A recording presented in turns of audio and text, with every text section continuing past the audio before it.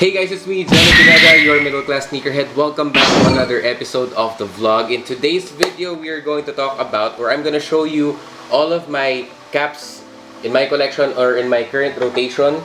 So basically, these are the caps that I've been buying over the past couple of months. Nag-start talaga yung hili ko sa caps nung ngayong pandemic. I mean, before din talaga ako mahilig mag-cap kasi syempre like kung inaayos yung buhok ko. And of course, dahil nag-lockdown tayo or nag-quarantine, working from home, basically there's no reason for me to fix my hair or alam mo yung mag-wax or mag-spray or talagang magpagupit in general. So talagang hindi ako nag-aayos. And of course, what better way para hindi halata yun ay kundi mag-cap. And I do know na gumawa na ako ng video noon about all of my caps in my collection. Pero parang I don't think that I did much justice to that video kasi parang yung mga caps ko doon yung mga mga so-so lang din. So I knew I needed to up my cap game, and because of that, we have a small collection of caps. So para sa lahat ng mga nag-request or mga nag-reach out sa akin, let's get started.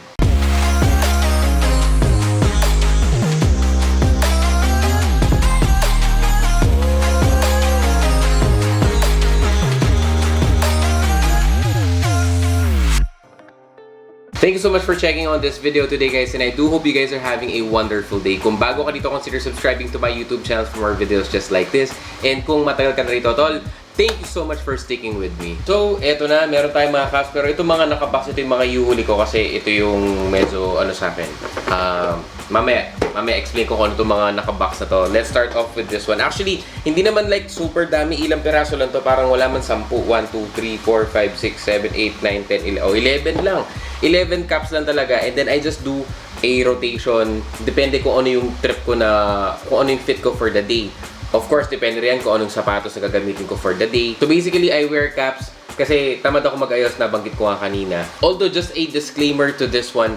Basically, guys, if you wear caps a lot, and alam mo yun, kung meron kayong, I don't know, deficiency sa buhok or something, or may tendency kayong malagasan ng buhok, it does add a little risk of you losing some hair.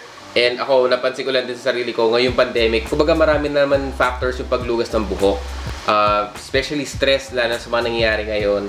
And then at the same time, hindi ako masyadong nag-ayos, talagang nakakap lang lagi. So I do think that it might have added, factor kaya medyo naglugas ng konti yung buhok ko.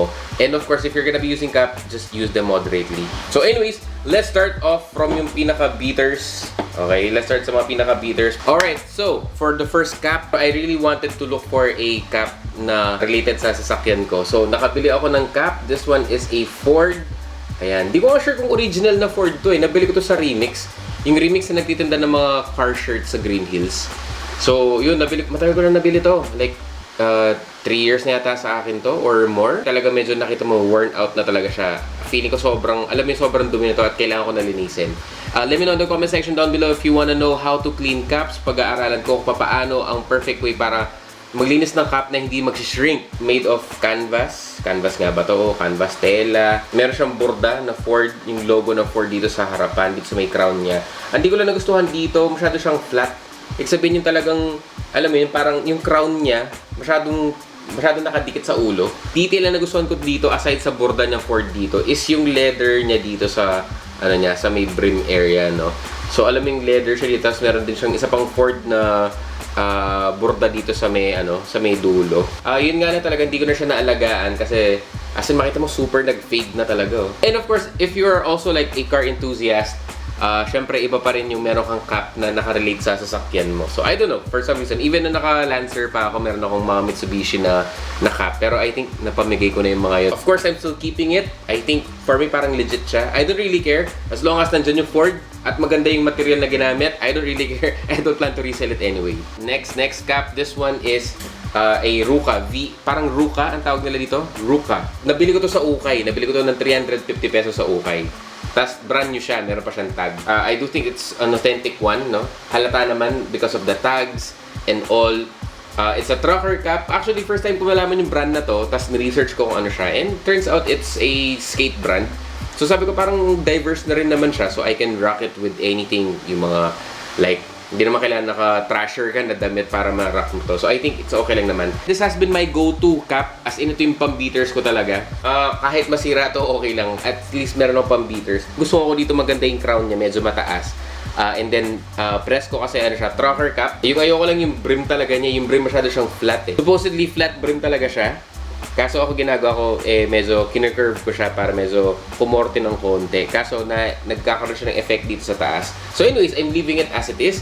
And one of my beaters, again, super great find at 350 pesos. Next up, ito ay, nag-attempt ako na ibenta to sa AP exclusive. Tapos tinanggal ko rin after a while. Kasi parang, let's say for example, in time gusto kong, mag-workout na, mag-workout and gusto kong naka-cap. So I think ito yung isa sa mga yon. So this one is a Nike cap with that vintage logo, no? Vintage font, as you can see here. Then it's a trucker cap. At ang pinaka nagustuhan ko dito ay green yung under brim. Ayan. So I bought this one from JD Sports. JD Souls. Nabili ko to ng 1,000 pesos yata. 1,1 or 1,2. Sobrang gusto ko to. Lagi ko to suot nun. As in, lagi ko suot. For the reason na trucker cap siya. So, press ko. Although, I tried to sell it kasi parang gusto ko lang mag-dispose. Ganun. Pero, nung wala naman nagtitingin. Actually, may nagtitingin kaso nung binabarat niya from 500. Sabi ko, hindi, keep ko na lang. Kasi, alam mo yun, you'll never know when you're gonna need a Nike cap. So, at least, diba, naka-vintage ka na blazer. Na ganun yung font. Tapos, pair it up with this one. Sobrang ganda. So, ayan. Okay pa naman siya. Good condition. Something na di ko talaga pinakawalan na. Okay, next up. Ito yung nabili ko sa isang reseller dito sa Angeles City. So, this one is a Jordan. Ito yung nag-iisa kong Jordan na cap. Ito kasi, kaya kinip ko to. This one has the font dito sa harapan, dito sa crown niya, which says more rings than your favorite player.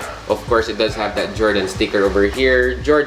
Air Jordan logo or embroidery dito sa likod. And then yung parang bakal niya. Meron siyang Jumpman dito. Ayoko na kasi nung parang merong Jordan na may Jumpman logo dito, tapos naka-Jordan. Kasi parang masyadong doble. At least ito, Jordan brand pa rin siya, pero hindi na siya yung screaming na Jordan talaga siya. Kumbaga, very subtle lang siya. And it's in the navy colorway. So, para sa akin, isa sa mga pinaka-neutral colorways for me, especially sa, especially sa mga damit na meron ako, ay navy, no? Navy yung gusto kong kulay talaga. Although, medyo mainit siya, no? Medyo mainit. Pero nagustuhan ko dito yung build talaga ng, yung build niya. Maganda yung brim.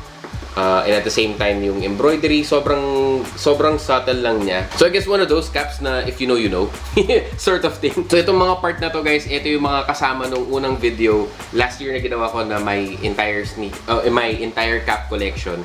Kasama to, no? So, this one is a Mitchell & Ness, as you can see over there. And ito ay niregalo sa akin. Niregalo sa akin to ni Sneak Peek.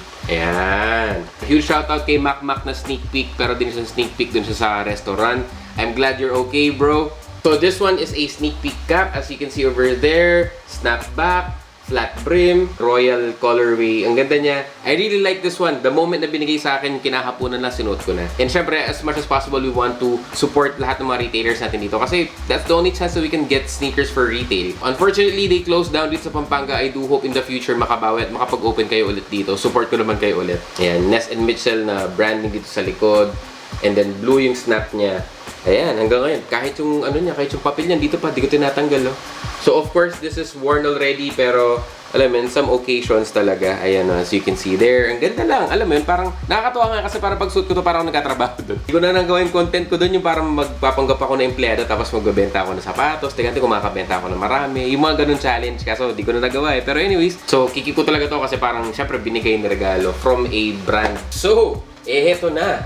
Eto na ang mga bago. Eto na! Okay, so eto na yung mga nabili ko kay SJ Sneakers. So si SJ Sneakers, eto explain ko lang, si SJ Sneakers kasi, honestly, ang habol ko sa kanya was sneakers kasi SJ Sneakers. So baka meron siyang mga pastil and something, no? So, si SJ Sneakers kasi kumukuha yan ng stocks from Australia. Directly from Australia. Sobrang dami kasi outlet sa Australia. Ang daming good finds doon. And at the same time, so Culture King. So si Culture King, no? Culture King isa yung malaking parang shop. And then meron sila mga factories or yung mga warehouse sale nila. At doon siya nakakuha ng mga caps. So, lahat ng mga caps niya ay original, 100% authentic. Iba-ibang brands. We have New Era, Mitchell & Ness, and then yung mga shirts na nakakuha niya. Alam mo yun, ang isa sa mga pinakuna kong binili sa kanya na cap. Kasi nag-aalangan ako eh. Kasi parang, wait, may mga cap na ako. Alam ko, beaters lang yung mga cap. Pero syempre, after a while, you begin to understand na yung mga cap is also like a headdress, diba? Parang, if you wanna dress up your feet, put shoes on. If you wanna dress up your head, put some cap on. So, yun, ito yung isa sa mga pinakauna, or ito yung pinakauna kong binili sa kanya. This one is an LA cap. Actually, ang grail ko talaga na cap is Kill the Hype. saka Fear of God na cap, no? Sa isang championship cap na Chicago Bulls, which is in time kukunin ko rin. Pero yung the rest, yun. Nakita nga niya sa akin, meron siyang LA na cap. However, it's not yung fit na gusto ko. Pero since andyan na rin, kunin ko na rin siya. So this one is a 950 stretch snap, okay? This is an A-frame already, pero hindi lang niya yung crown niya kasi medyo pa-narrow ng konti. So ayan siya, very very simple lang. And then, alam mo yung napakalambot ng tela niya. Kasi mataba yung pisngi ko eh. So, alam mo yung parang maliit yung dito mo, tapos malaki yung pisngi mo. Kung medyo ganun yung sitwasyon mo, I would suggest going for mga crown na mas malaki ng konti, no? Or yung mga frame na tinatawag nila. Magkakaiba kasi mga frame eh. Definitely, in time, gagawa ako ng ultimate guide ng mga new era cap. Kasi magkakaiba sila mga frame. Merong K-frame, D-frame, A-frame. Nung nakuha ko to, parang sabi ko, parang gusto ko pa na navy. So, ayan na, doon na nagsimula. Alright, so next cap na nabili ko kay SJ Sneakers. This one is a Lakers. Ayan, new era din, of course. New era, as you can see there. Hindi na masyadong kita yung logo na new era, pero ito siya. Okay, so this one is a trucker cap. So, mga trucker cap nila, hindi ko alam ano yung tawag sa mga framing nila dito kasi parang walang nakalagay. Pero this is my only trucker cap from New Era. It does have the Lakers logo over here. Parang rubberized print. Ang ganda ng print niya, in fairness. And actually, nung in-unbox ko to, I'll link the video on top of the screen para makita mo. In-unbox ko to, tapos naspatan ko kagad to. Kasama nito eh. Ito kasi naka-reserve sa akin. Tapos ito, nung kasama talaga siya. After kong in-unbox, binalikan ko talaga after 1 week yata. Nandun pa to. Kasi napakaganda lang niyan. Napakaganda lang kasi talaga nito. Alam mo yung very fresh looking lang siya. Ang ganda ng crown niya. So kumbaga napaka-press ko lang niya nakikita. And at the same time, dati parang Lakers nakikibandwagon ako ng konti sa kanila. Pero syempre, alam mo yan, it is what it is, man. Sa mga nagustuhan kong part nito is the underbrim na blue, no? Or light blue or baby blue. No, napakaganda and it does have the NBA logo over here. Okay, so ito naman, bago magpasko, binili ko to sa kanya last year. So this one is the of course, New York Yankees. Hindi pwedeng wala kang New York Yankees. Hindi naman sa kung gusto mo sila or what. Pero alam mo yan, parang napaka-staple kasi ng New Era cap. Tapos New York Yankees yung team mo. So, ayan siya. Alam mo yung grill. Ito yung sa mga grill caps ko talaga nun. Of course, lagi ko pinapanood sa YouTube nun, sila Homer Simpson. Makikita mo lagi siya naka-New York na cap. Sobrang grill. So, super grill. And thank you so much kay SJ Sneakers na nakuha ako sa kanya. And yung kulay pa na gusto ko, which is navy. Yun nga lang sana green yung underbrim niya. Pero it is what it is. I'll take it for what it is. So, ang shape nito is a 950 na snapback A-frame. Ayan, A-frame siya. Yung crown niya mas malaki. So, kung medyo mataba yung pisngi mo, tapos medyo malaki yung cap ng konti, especially dito. So hindi masyadong halata na mataba ka. And that's one reason ba't gusto ko na medyo malaki yung crown or medyo mas malaki yung cap. Kasi para at least natatago natin ang ating pisngi. Next cap, freebie to from SJ Sneaks. I think Christmas din, nung kinuha ko to, nilibrehan niya ako ng isang cap. Sabi ko nung una parang, ay ito yata parang masyadong flat. So pero meron naman silang kanya-kanya mga forme. So this one is New Era lang yung brand niya, as you can see there. New Era brand is it's a khaki colorway. Intentionally, nung binigay niya sa akin to, gusto kong ibigay kay Mrs. para may cap siya. Kasi si Mrs. never talaga siya nag-cap. Never. As in, never siya nag-cap. Siguro gagamitin lang niya to kapag kailangan or kapag nagkaroon kami ng outing activity, pero none of that's gonna happen anytime soon, no? Saka I think medyo malaki para sa kanya to. Pero, syempre, nung ako nag-fit, ang ganda! Medyo, yung flat lang siya dito, hindi siya yung mga like A-frame, K-frame, D-frame, hindi ko sure eh. Pero flat lang siya dito. Once ko pa lang ito, and then twice, nagamit ko ito ng twice. Ayan, ayaw gamitin ni Mrs. eh, di ako nang gagamit. So again, SJ Sneaks, maraming salamat dito. Ito yung latest ko talagang binili. So nag-skip ako ng isa, pero mamaya explain ko kung bakit. So ito yung next kong binili or yung last kong binili sa kanila. This one is a Chicago Bulls and this one is a 940. Okay, 940 A-frame. Baka mali masabi ko kung A-frame o hindi, no guys? So pasensya na. Pero hindi ko sure kung A-frame ba to or pero ang ganda ng fit niya. Alam mo yung ganda ng tayo ng crown niya dito. So as you can see there, red brim, red underbrim as well. And then you have that Chicago Bulls logo patch here in the front. And then that's pretty much it. That's all you get. And ang pinaka nagustuhan ko dito guys is hindi siya Air Jordan. Ayan.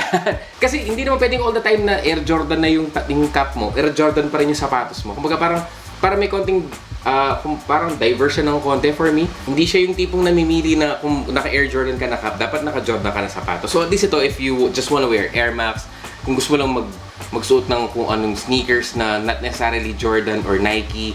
So baga parang it's something na more diverse than yung mga cap na Air Jordan mismo.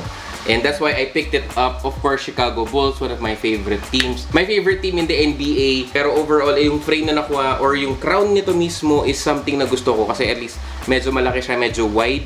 Unlike yung mga ibang nakuha ko previously, no? So, ayan. Super perfect. So, last but not the least, this one.